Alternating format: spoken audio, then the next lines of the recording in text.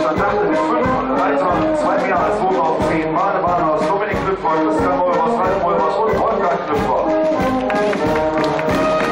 Dann kommt der bei Losdorf. Ja, dann kommt der. So, jetzt kommt das erste Geschütz. Oh Gott.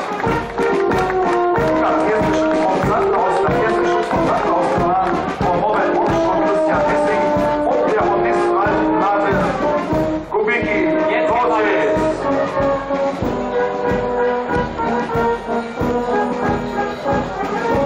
So, jetzt kommt das zweite Geschütz vom Sandhaus gefahren von Holger Radke, Unteroffizier und Georg Rutz.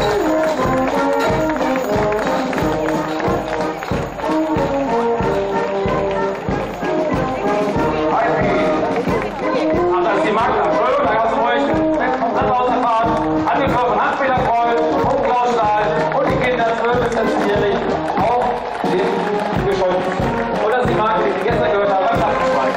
So, jetzt kommt das zweite Geschütz kommen.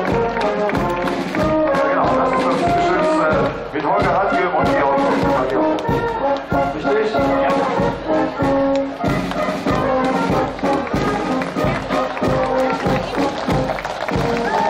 Jetzt kommt der neue Fernmeldewagen. Nein, jawohl, er wird gefahren von Gerhard Thomas.